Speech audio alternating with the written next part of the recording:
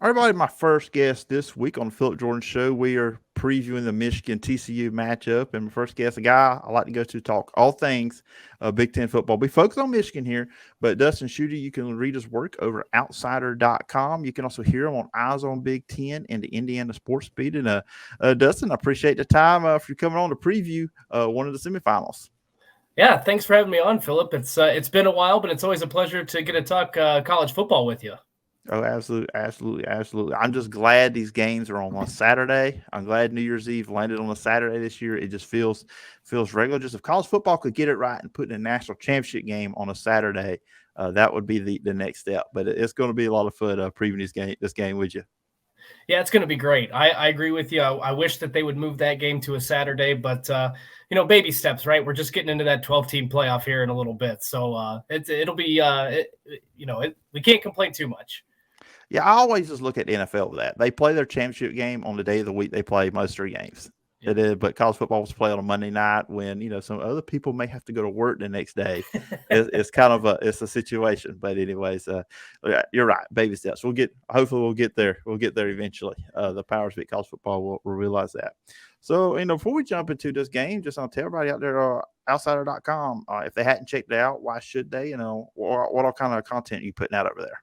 Yeah, if you like, I'm still in the sports realm, so I do still a lot of sports writing. But if you're an outdoorsy person, you like hiking, if you're a bourbon drinker or a whiskey drinker, tequila, we do some reviews on that kind of stuff. We have a lot of outdoor news stuff that goes up. So, and people that follow Yellowstone, we have a lot of great Yellowstone content. I know that's a big hit show. I'm not as locked in on that show. I don't watch a whole lot of TV, but I know that's one of the most popular shows right now. So just a lot of different type of content we have going on. And so if you're into that kind of stuff, definitely hit us up at outsider.com. That's so good. And I've seen stuff. I follow the page. I've seen some I'm a country music fan, so I know you've seen guys have some interviews with some country music artists. So that's always some good stuff too as well. So Michigan.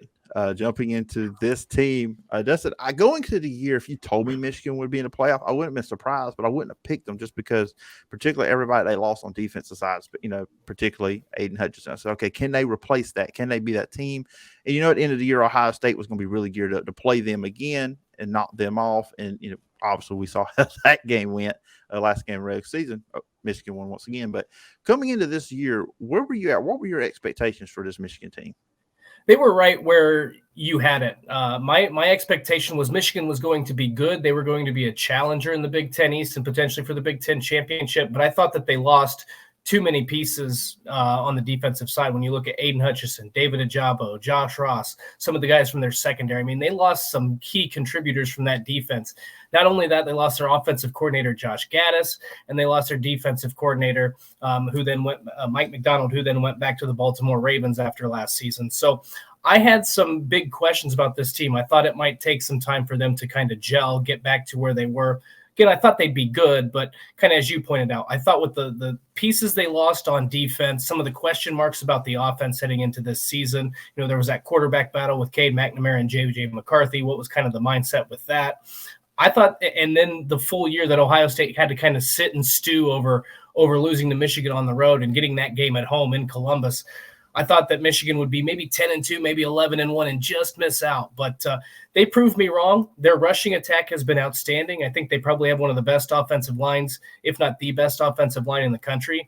Jim Harbaugh made a gutsy call to make the switch from Cade McNamara to J.J. McCarthy early in the season, and that's been a decision that has played out really well. But the heart and soul of this team is, to me, it's still the defense. And that's really saying something considering how much they lost from last season. They have just been fantastic. They haven't missed a beat. I don't know. I don't want to go as far as to say that they're better than last season, but they're still one of the best in terms of basically every statistical defensive category. And they led the Big Ten in sacks this season. When you lost guys like Ajabo and Hutchinson, that's hard to do. But Mike Morris, Mozzie Smith, some of those other guys really stepped up and did a nice job for this defense. So surprise is probably not the right term to use, but I have been impressed with how quickly Michigan was able to turn this around, considering the pieces they lost from both sides of the ball and the changes they had to make to the coaching staff. And it really is a tremendous job by Jim Harbaugh over these last 2 years because, his first, 6 years, 49-22. They were good. I mean, Michigan was always good with him, but you just could tell he just was not living up to expectation. Because this guy, the way he was being paid at one time is, of course, he took that, that pay decrease going into last year, but he was looked at or paid like a guy that was like a Nick Saban, an Urban Meyer, a Dabo Sweeney, now a Kirby Smart wasn't delivering. And now what he's done the last 2 years, I wouldn't say turning Michigan around because they weren't bad, but 25-2 the last 2 years. One loss to Georgia last year, then Michigan State undefeated this year. Just the attitude around Michigan. Everything else is different now. And I wonder if he had, as a coach, had a chip on his shoulder. Like, you guys say, okay, we lost all these guys. We can't do this again. And then, boom, we turn around, do it again. Because, look, who didn't have Ohio State beating them this year? But he proved them wrong this year once again. Yeah, I mean, I think it came down to clearing that final hurdle. I mean, you look at Michigan, and as you mentioned, they weren't bad under Jim Harbaugh. They just hadn't got to the Big Ten championship game. They hadn't beaten Ohio State. And those were the two things that Jim Harbaugh had to prove he was able to do. Otherwise, we talked about, it seemed like for the first, or for the middle, 3, 4, 5 years there, we were talking about who's going to be the next head coach at Michigan. So I give a lot of credit to Michigan's athletic department. And athletic director Ward Manuel was sticking with Jim Harbaugh, and then Jim Harbaugh taking that pay decrease and basically betting on himself, rejuvenating the staff, bringing in a lot of young guys to try to help with recruiting, to try to help the mindset.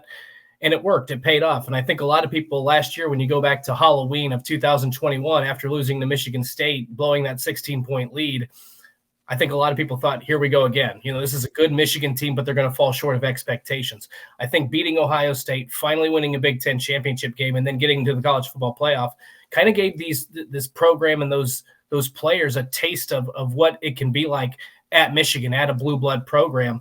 And you saw it this year. Heading in now, they basically did the same thing they did to Ohio State last season, demoralized them.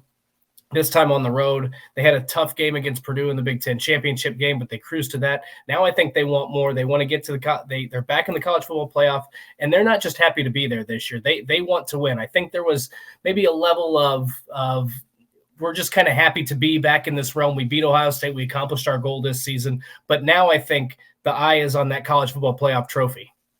Yeah, absolutely. And then potentially a rematch with a team that beat them last year, too. Right. But they got to get through TCU first. I think TCU, a lot of people are just overlooking. A lot of people, I think, are really excited about Georgia and Ohio State. I mean, that's, with those two names. But I'm really intrigued by this Michigan-TCU matchup. But first, let's talk about the Michigan offense versus the TCU defense. And I'll be honest with you, spoiler alert for when we get to the other, when we flip it around. When I look at this, I just look at the line of scrimmage. It's who's going to win that? Michigan's got the advantage. But when you look at the Michigan offense versus TCU defense, what sticks out to you? What's the keys for you there? Well, I think there's a couple things that stick out, and that's number one, Blake Corum out for the season is no doubt a big deal.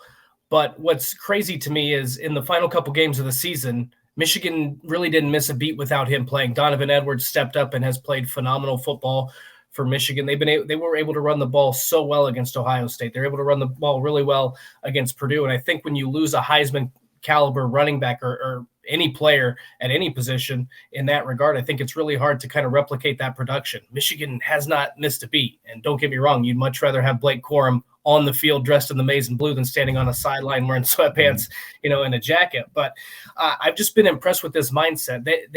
I don't like a lot of coaching cliches, but that next man up mantra seems to actually, mean something in Ann Arbor. So I think that's been really impressive.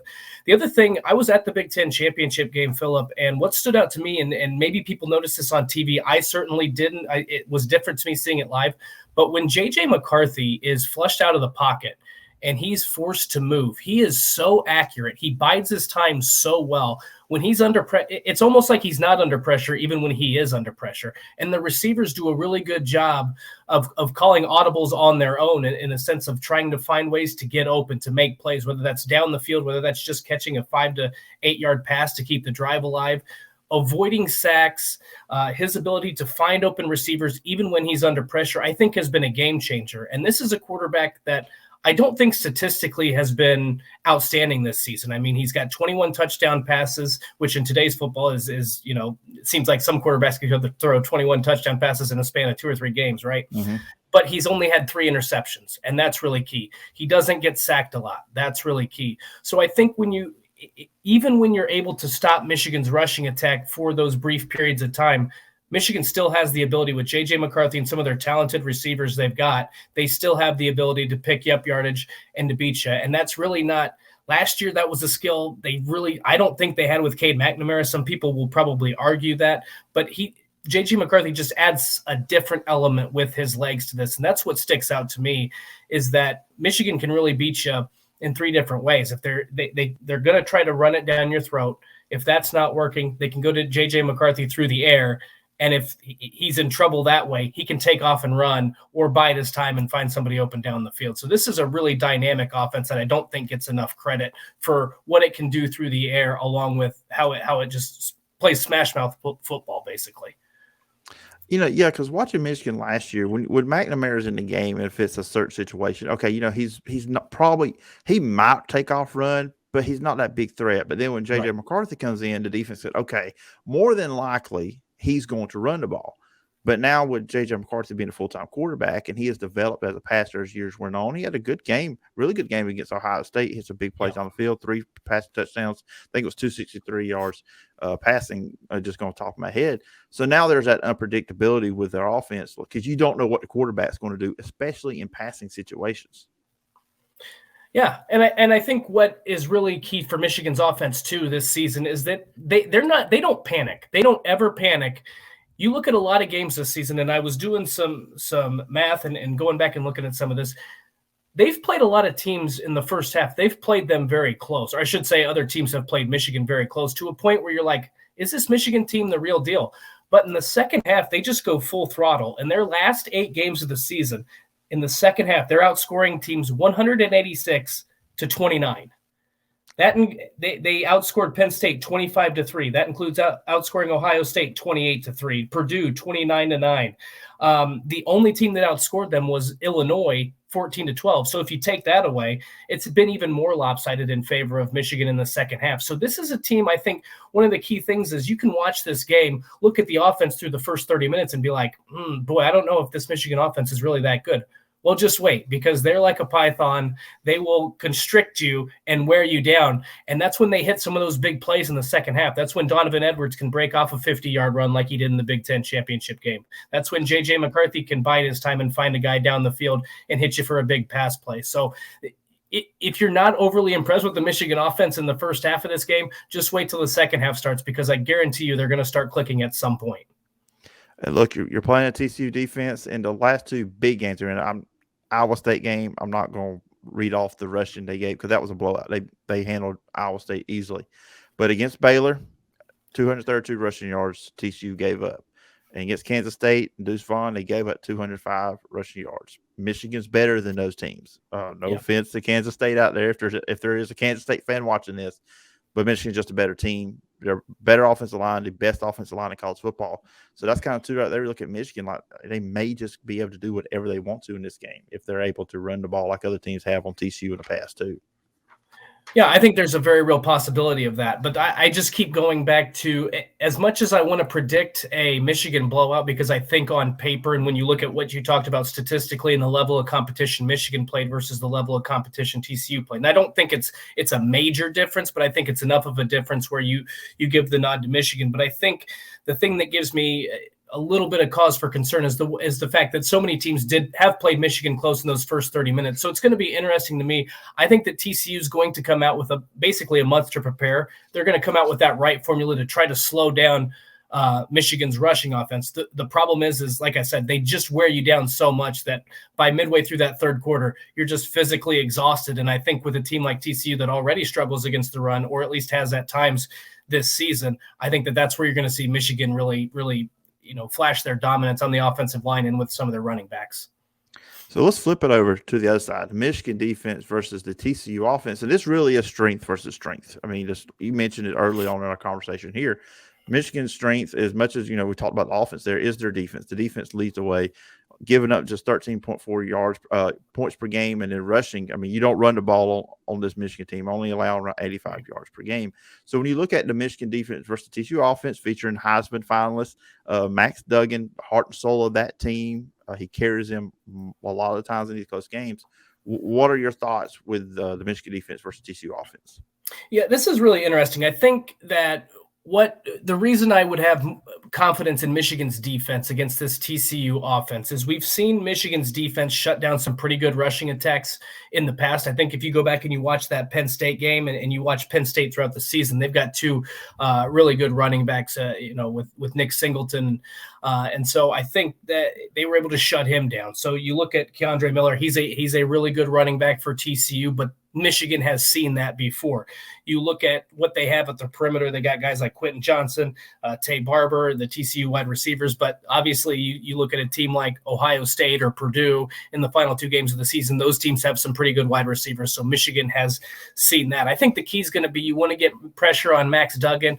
You want to get some hits on him and kind of rattle his confidence a little bit in this game, because I think that that's going to be the key. And again, Michigan was the best team in the Big Ten, or tied for the best in the Big Ten at recording sacks this season. So I think if they can get some sacks, rattle some confidence, and maybe create some turnovers early in this game, it's really going to set up well. I mean, I honestly don't think that TCU is going to bring anything to the field that Michigan hasn't seen before. It's just going to being able to try to create some more opportunities for their Michigan offense. Yeah, and you look at what Duggan this year, as great as he's been sacked 23 times. And, I was looking at their numbers too, rushing the ball. That's big. And if they take that away and then you can pin your ears back and come after Duggan, I mean, as tough as he is and as much as he does for them, when you make a team one-dimensional like that, especially a team that you may be more physical than, more talented than up front, that's going to cause some problems. And that's probably leads to where you were talking about when we were talking about in the last topic, the second half. Yeah.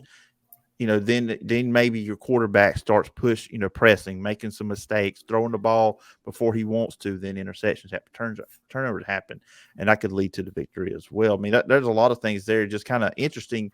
Like I said, this Michigan defense going up against this TCU team that's really good on offense, but they haven't seen a defense like this either. No, I agree with that. And what's going to be really interesting to me is these teams are both really good in the second half. So is it crazy to think that we have a 13-10 or a 10-6 or something, kind of a ho-hum halftime score of this game, and you think, oh boy, can't wait for that Georgia Ohio State game to kick off, and then all of a sudden the third quarter hits and all of it, we've got, it's 41-34. Now, I don't know if it's going to be quite that dramatic, but we've seen TCU look putrid through the first two quarters and really explode in the third and fourth quarter. We've seen the same sort of thing from Michigan. I think what is going to be really key, though, is Michigan on the offensive side can really possess the football and impose their will in the rushing attack. So this TCU offense is, I think, going to have to take some shots early in this game and put some points on the board and put pressure on Michigan's offense to score, because if Michigan goes out to a 14-0 lead, that's when, as you said, the defense can pin their ears back, and it's going to force Max Duggan to make quick decisions. He may not have as much time in the pocket as he'd like, and I just don't see if TCU gets down big in this game, especially early on, I just don't think they're going to have enough possessions to score enough points on this Michigan defense, which has been, as I mentioned, they've given up 29 points in the third and fourth quarters in the last 8 games, and 12 of those were to an Illinois team. And, so that's going to be the key to this game to me, is TCU's offense has to get off to a hot start in the first half. Yeah, absolutely. With what you're saying about both these teams, just tell this to anybody listening, watching this podcast. If one team is up by a good margin in the first half, don't turn it away, because there's either one of these teams can come back and win the game. So, keep it there. Don't change it to something else. So, lastly, we broke down the offense, defense, expectations of Michigan, all that good stuff. If Michigan wins this game, how do they do it? Yeah, I think the key here is what we basically talked about has been, I think we can both agree, Michigan's got the more talented offense, defense. They probably got the best kicker in the country in Jake Moody. So you look at all three phases, I think Michigan's the most talented team. So then what, to me, it comes down to is turnovers. As long as Michigan protects the football and doesn't give Max Duggan and the TCU offense more opportunities, and especially more opportunities in good field position, I think Michigan's going to win this game. I just think they have too much talent. I think they're better at the line of scrimmage on both sides of the ball. And that's, so to me, as long as you don't make those key mistakes, as long as you don't turn the football over, I think they're going to be in great shape. That's how I think they're going to win this game. It's going to be interesting. It's going to be fun this Saturday, 3 o'clock Central Time. I always say Central Time because, hey, that's where I'm at. y'all guys can figure it out. But anyways, it's gonna be fun. Looking forward to. I'm ready for no disrespect to bowl games, Dustin, but I'm really looking forward to these two games. That means so much, and I appreciate you coming on the show and previewing the Michigan side of the game. If the listeners and viewers want to follow you online, where can I find you and check out all the work you're doing?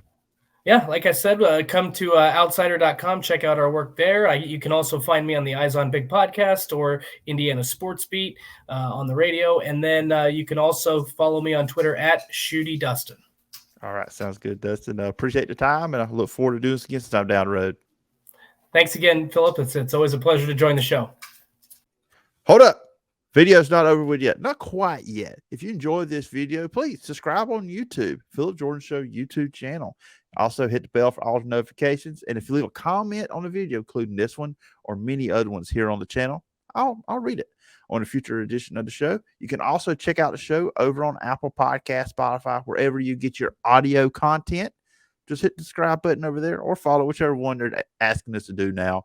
And also rate the show. I would appreciate 5 stars. 4 stars, you were just a straight up hater. And look, if you don't like the show, I guess you can give it a 1 star as well.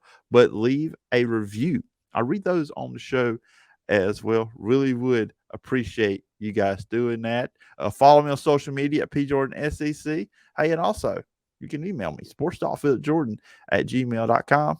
Now you guys can go find another video to watch. Hopefully one here on the channel. Or wherever you're going next. But please do that. Subscribe to the channel, hit the bell for notifications, leave a comment, and check out the audio podcast.